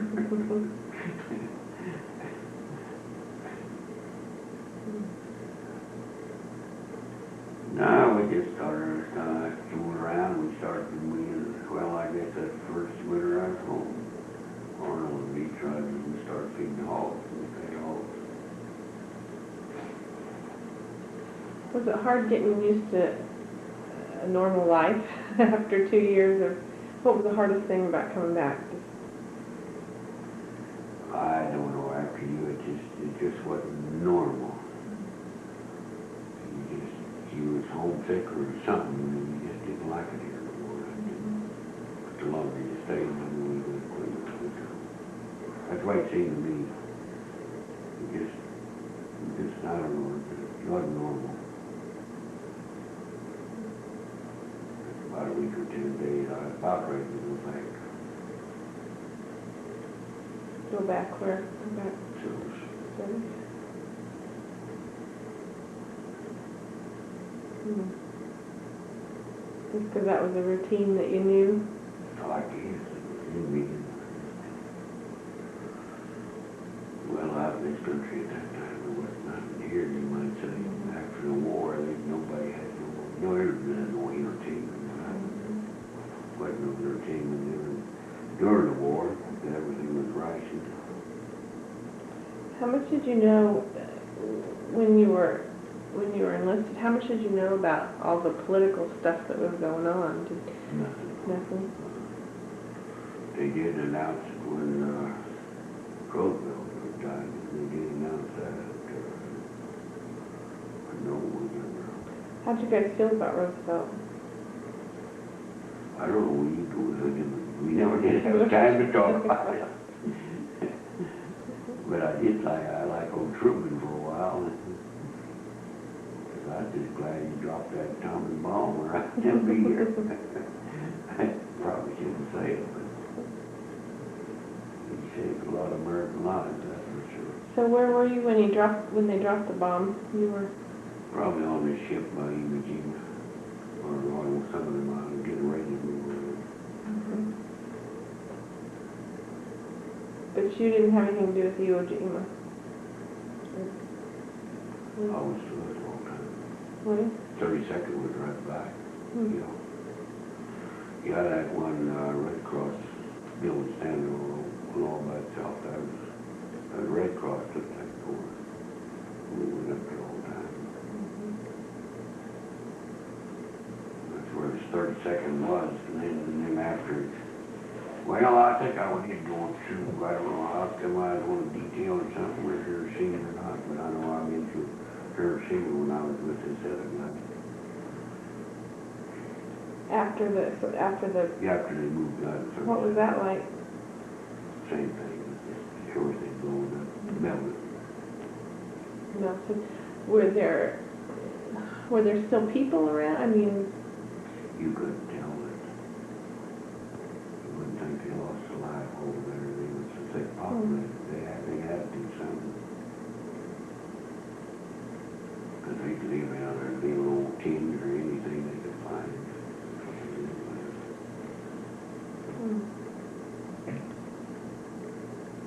So they were.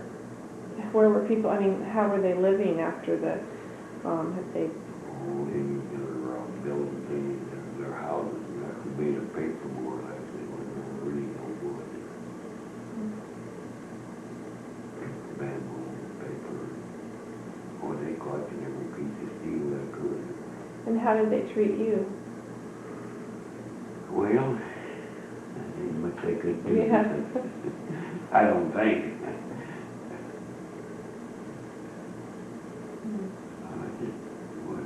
After the war was over, I just didn't know what to do fighting no more. How do you feel about the Japanese now? I still don't want them around. Hard to. I still don't want them around. I pick one up when I'm near one.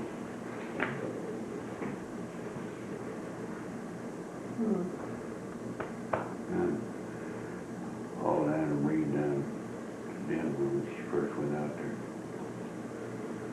She stayed with Towson's, Ed Towson when she was out there. And I told him, well, it's time for us to go home, but I said I wouldn't buy him supper. He said, no, where's a good place to eat? She knowed a good place to eat. It didn't make sense to me, but I think she was just trying me out because we went by a couple cafes. I made the remark. No, not any one she wanted to go to. But I know this cafe we went in, Jack waitress right away. I was facing this way, and two girls over here, and Annie was over here. When she come in, brought us our water and menus down there. I just told her when she left, I said, like the Japanese, well, they didn't know.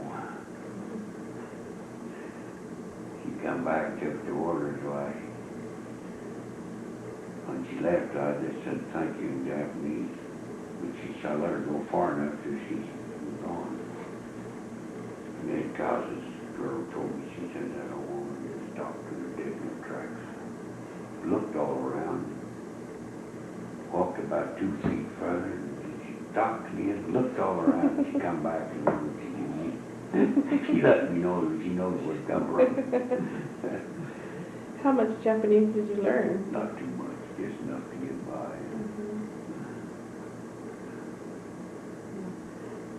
What, talking about food, what were your rations like? Had a D-bar and a candy bar, one of them a day. K-rations, you had a breakfast, dinner, and a supper. You just come on, it was about that long, about that thick. So you didn't get much. The sea rice come in the can. No, that's one thing I could say, the Army didn't feed me too good. Oh, after the war, all they moved the band, they didn't have their good food, you know, like you had some places. So what was it like, what was the attitude and the environment in Japan when you were an NP?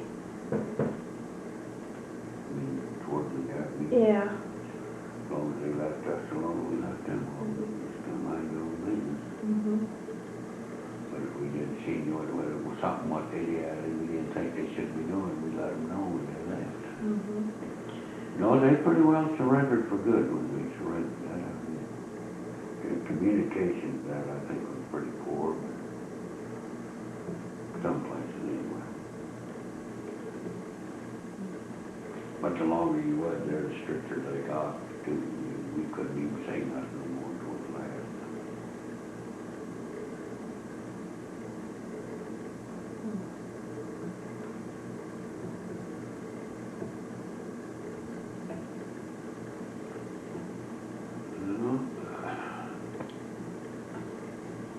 Pretty wild stuff. Mm-hmm. You know that they say about 1,000 World War II veterans die every day now. Probably get some of this Legion magazines. They got a bunch of them here in Kansas. Yeah, I mean. Well, I was probably one of the old youngest ones there. Well, I know that people everywhere are kind of trying to do some of this and kind of get your stories and, you know, keep it all in perspective. I mean, people my age have no clue. No. I mean, we know that. We have No, to. there's well, he lived in Norton, he left his service with me in David. That time he lived in Norton, then he got married and he went to Russell. We went down and went with him once. And he said he was in G Company for 126. He said they wrote him a letter that they wanted to make some movies or pictures of it or something. He said, I just never answered him. He said, Well, I just think, I think for our own family, you know, it's important that my kids know what you went through. I mean, I think it's important that my kids know what all of, you know, the veterans went through, that, you know, we don't just wake up every morning in this country with, you know. that was my biggest one. I just never was from home, and I'll admit I was homesick when I left. Did you, I don't know the right word, did you feel good about what you were doing for the country? Did you feel like the country appreciated what you were doing? Or? I don't know, I just thought I know I had to go, so that's all I know. I just know I had to go.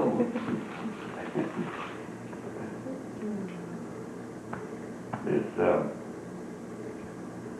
feller boy that was married, he living on Beckmeyer's place.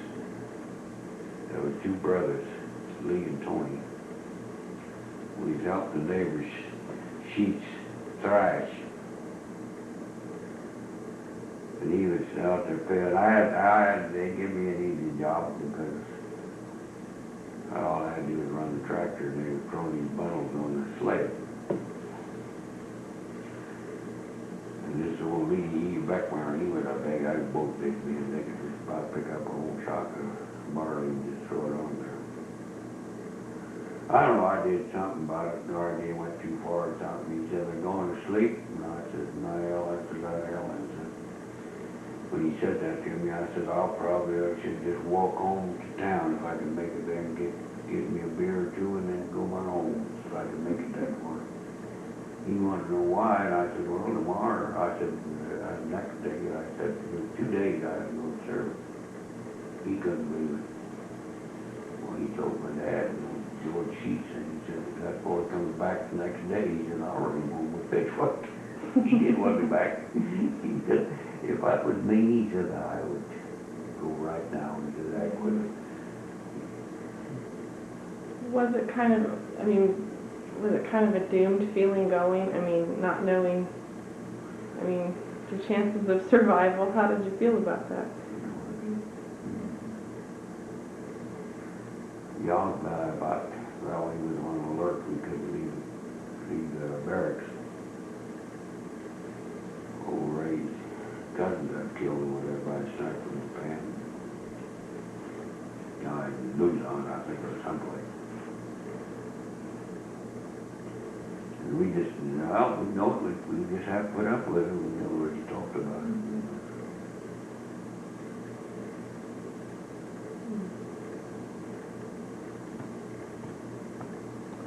Well, I'll let you go to bed.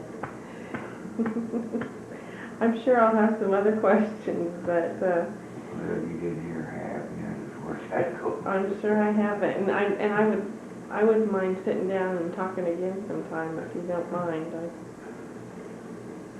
know that. I don't know. I mean, I don't know how hard it is for you to talk. I don't want you to do something you don't want to do, but I think it's terribly important to get your story out for your grandkids and your kids. No, we went, John Raymer, his wife, he was blind. How was that, Jeff? He was blind, but he had a good memory. And Mert, she could ride good in that. I don't know, we went down one Sunday in the wintertime. She made a mark on one day, and I said, okay, let's go to the afternoon.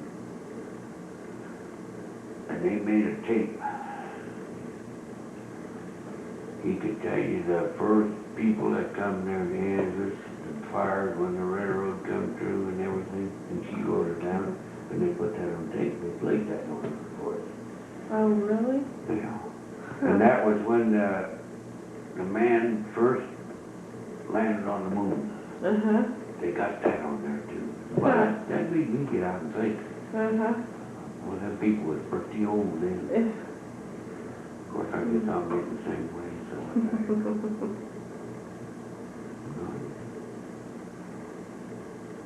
Well, I think it's fascinating.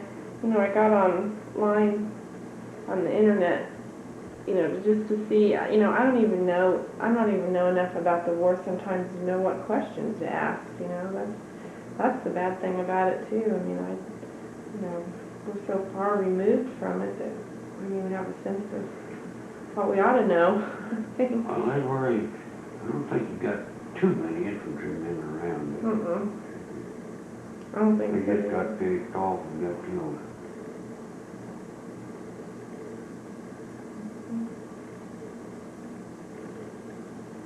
What was your scariest moment as an infantryman? I don't know. Ever lost them? So many of them, some of them coming back and popping your mind.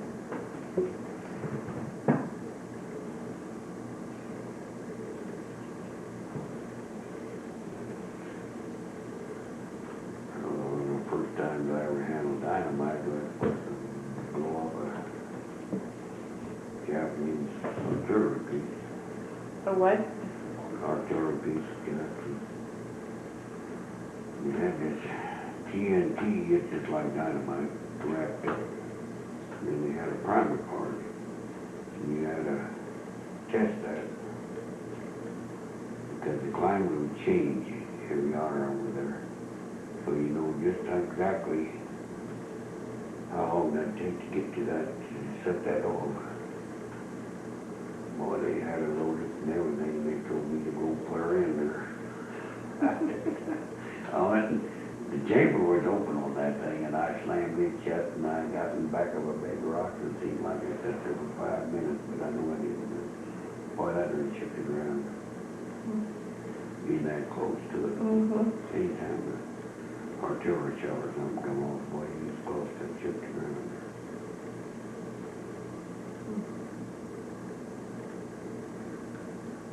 Do you have any of your leaders that stand out in your mind, that good or bad, or? All gone. We had a captain, he told me, was he was a big old guy. They said, if you listen to him, you'll never die, because he'll stand up there and tell him what to do, where he's meant to go before he'll kill himself. But when he got her right in the head. Sniper. We had 3 company commanders going for 15 minutes, so. And we backed off then. That's another reason not to, I know. another reason to stay a private.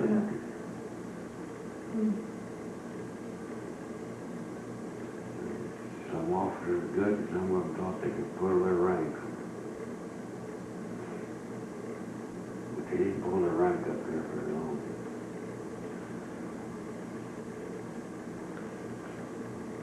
But the hardest thing really was, is you got some new guys coming in, to trust them enough to stay awake at night. That was the hardest thing to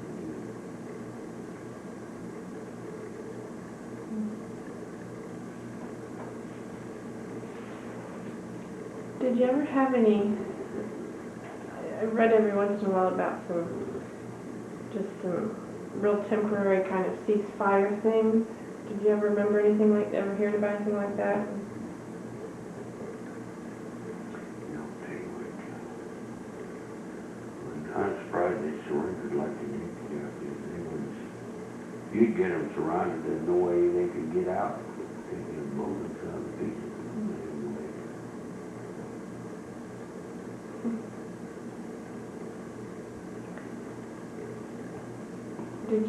Did your group, did you guys, you didn't talk about that kind of stuff, like when your commander, when the sniper got your command, you just didn't talk about it? Well, I made sure we all looked at him, and they wrapped him up, and that's the last we ever said much about it. We just couldn't forget it. Oh, he was a big man. Morris, I know was his name, I can remember that. Why did they have you look at him, just so you could remember him, or just? Oh, all of us guys thought so much of him that he wouldn't recognize him anymore. He wouldn't be that we know him.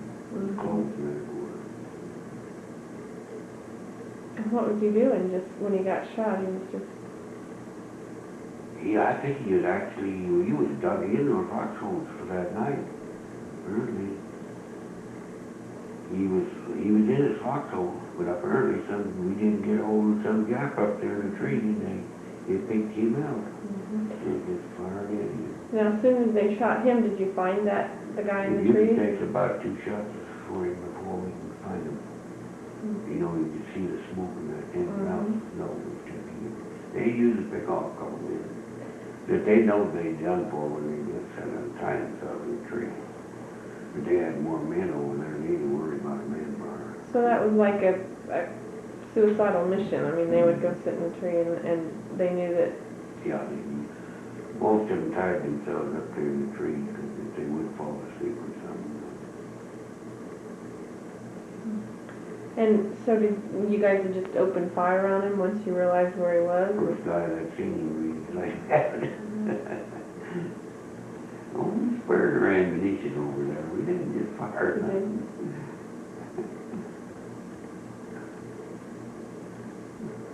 Did you have to document, like when that kind of, when you would kill a Japanese? Did you have to document anyway? It was just... Now, if we Yeah, just went out on what's called patrol, and then come back and we killed some. We were supposed to kind of have to research, see what they would like. But I wouldn't be for the guy private, he wouldn't have nothing. What about that? Sergeant's on up or lieutenant was with you, they're the ones that are supposed to do that. Would you take their weapons or what? Would you do? Most of the time we did. Yeah. Unless we know he's going to rest area, then we would, but we usually break them up to where they couldn't use it before. No, You just destroy them. So that yeah, you destroy them. If you had to guess how many Japanese you killed, what would you guess? I don't know. Is that hard to think about? I mean, is that uncomfortable to think about? I'd hate to say the numbers. On the Albers Trail, we set up, of course, I was pretty close to the senior enough. The trail is wide enough. They could come four abreast up that mountain. And they just walked over their old men just marching up there. I think they tried, they thought they'd run us out of ammunition when they come close. Boy, I'm telling you. They had a very different boys the next day with the tiny Chinese bulldozers. Boy, that was... And you don't sleep after that. That's exactly what I was thinking. You couldn't possibly sleep. No, you don't.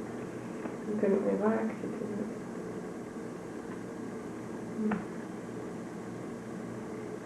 That old Albers Trail, 3 different times we tried to take it. Well, we got the old Capitol to get back, but he refused to book it. We got orders one day to take her, boy, they needed it. The command post. He just told them, he said, if you want to take my men up, you come down. He said, I'll just turn them over to you. He said, I'll take my court martial. They wanted to know why and everything. He said, you can't do it. And he tried it. And they asked him, what to do. He said, well, just bomb the heck out of it, or shell it all day with artillery. And at night, he said, just have the air corps to bomb the heck out of it for a week. They did for 2 days, 3 nights. They said, that's unbelievable. We went up the next morning and things come out of it, come out of their old shell shock. He did. Well, we took her too, man. But they was shell shockers. They couldn't hardly move. They just had to get out of their caves. How would you describe, what does shell shock mean? I guess explain that to me. How would You you can't move. just, You just shake. You just sit there. Or if you get close to a shell below you, even in a rifle bullet, you can't move. It just shocks you and shocks you a while. that ever happened to you? Big stars, and yet you know you're sitting in the bottom of your bunker. You can't move, boy.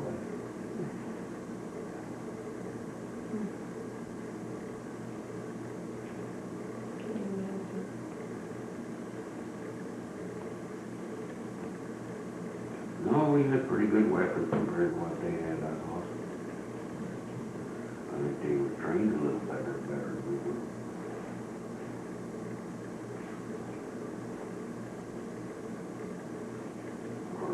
M1 shot 8 rounds. They only had, I think, 5, and then they had a bolt action. They'd have to reload with a bolt. See if they'd have a whole clip off by the time they get that. Outside their little knee mortar, they must have practiced on them. They was deadly. What's that? Just a little deal I had set up here with a tube about that high. We drop a shell line in here and they'd go over it. If you was sitting over here and they seen you fire at night, boy, when they thought they had that come back, boy, one went under you over this side, you hold her right over it. You better get out that hole next to me, right, you hold her. That's what I heard they were. Now that's what I think they killed by that old armor. How'd you spell his last name? A-N-O-N-E, I think is what it is. I got his name down, but he was just an 18-year-old kid. I know he had a couple of sisters, but I just couldn't make up my mind to write his folks and ask them what, if they sent his remains home or not. But the captain said I got to collect everything and send him back what he was doing and find out. So That had to be a terrible job, gathering remains. I mean, whether you knew the person or not, it had to. Oh, he did. And the sick guys, well, the caps was so sick and couldn't get out off the front line, they just dig a trench kind of, they lay in there at night. Well, they had malaria and you put off an order.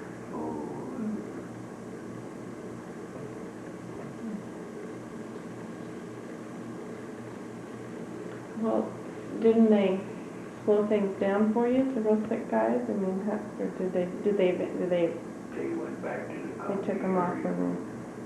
Yeah, then they take them off. Of course, you had to be, might be a week and they'd be right back up there 2 more. And they just keep them on.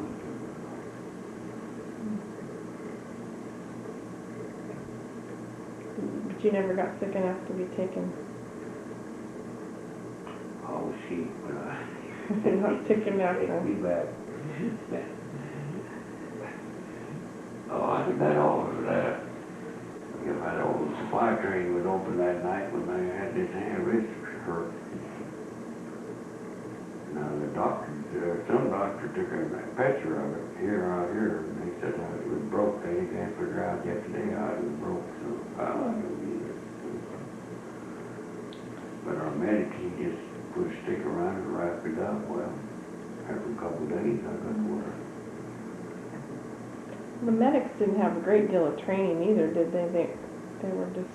All they did was just patch you up. Yeah. Patch you up and put you on a stretcher, and then they'd carry you back down the hills, and then they'd have some trucks or something down there so long. What if you were wounded bad? Where would they take you? I mean, they had a place. You still have to wait. You still have to wait. Well, this old Captain talking about Morris. He got killed about 4 o'clock one afternoon. And it was 5 o'clock the next day before they got him picked up. Before the supply train got him picked up. And then he contacted him. It was funny. Oh, I can imagine.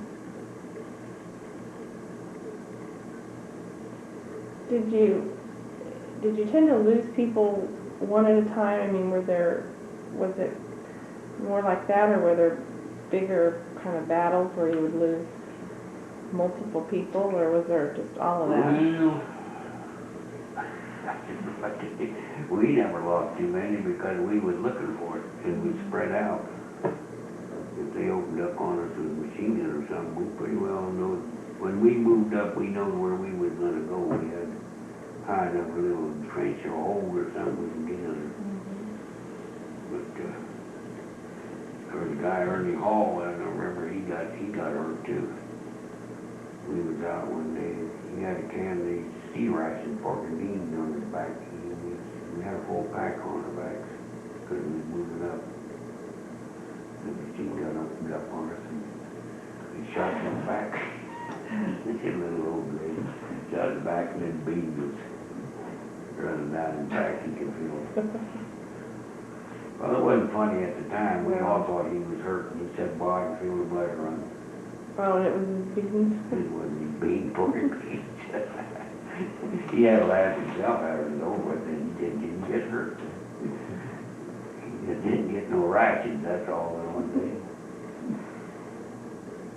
Was there any type of, I mean, did you guys have alcohol? Did you have cigarettes? Did you have... K-ration, there would come 3 cigarettes. And then sometimes they'd bring up cigarettes. But I really didn't smoke tailor-made cigarettes. I don't know, well, and that's 5 guys from Kansas here. We're going to California. I don't know, we was in Arizona or someplace. We stopped, all bought us a pipe and packed it.